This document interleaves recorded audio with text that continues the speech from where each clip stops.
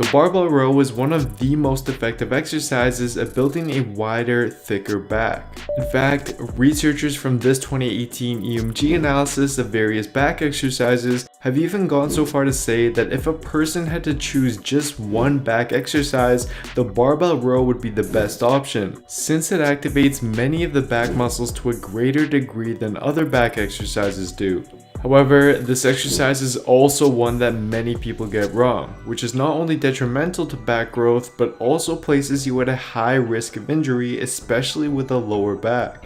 But luckily, in this video, I'll go through a step-by-step tutorial showing you exactly how to perform the barbell row for maximal back growth.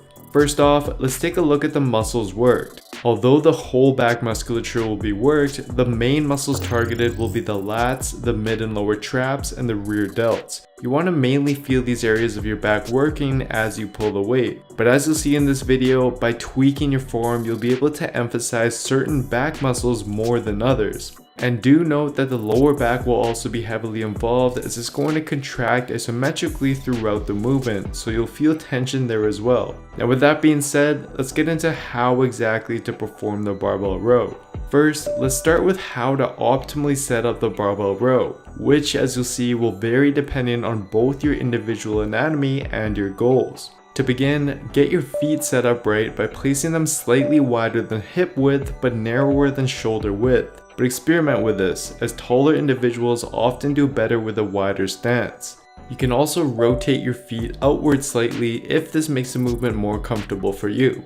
When looking down, the bar should lay over your mid-foot to toe area.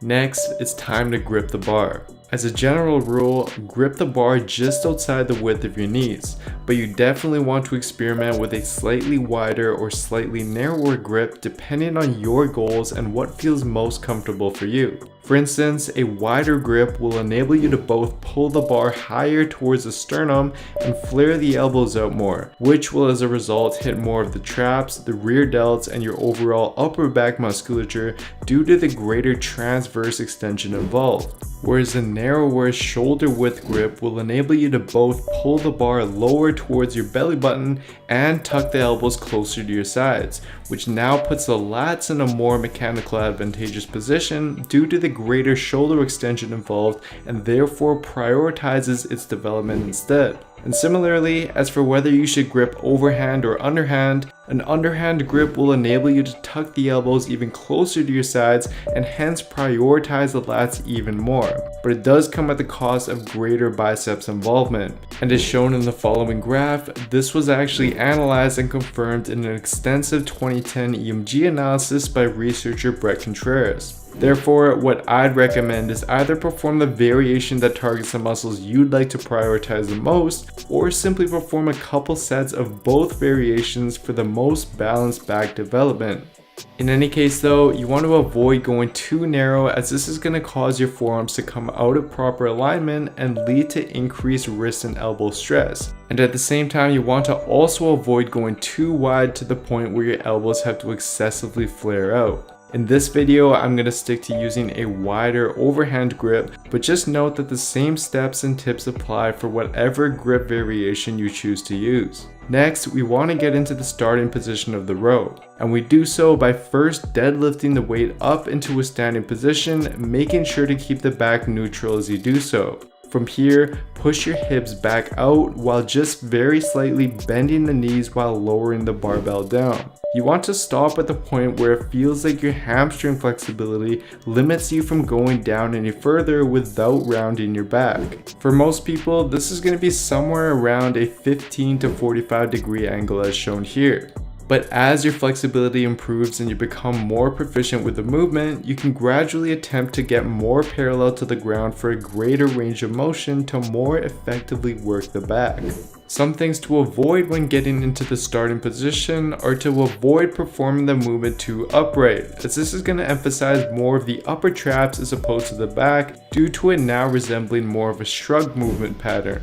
And avoid going past your end range of hamstring flexibility by getting too low to the point where your back rounds as a result, as this is going to place a high amount of stress on your lower back. Instead, stick within your range of flexibility to enable your back to remain neutral. Once you're in the starting position, that's it for the setup and you're now ready for step 2, rowing the weight. First, keep your core tight by contracting your abs as if someone were about to punch your stomach. And then row the weight up by thinking about driving your elbows up and slightly back until the bar just about touches your torso. And as mentioned earlier, if you're using a narrower or underhand grip to emphasize the lats more, the bar should touch lower on your body around the area of your belly button, and your elbows should be tucked closer to your sides. Whereas if you're using a wider overhand grip to target the upper back more, the bar should instead touch higher on the body around the area of your sternum, and your elbows should be at roughly a 45-degree angle. Regardless of what variation you perform though, as you row up, you want to squeeze your shoulder blades together, and at the top position, your hips, back, and head should all be aligned like so. Some things to avoid as you row are to avoid pulling the bar too high and flaring the elbows out, as this shifts some of the tension to the upper traps and rear delts instead.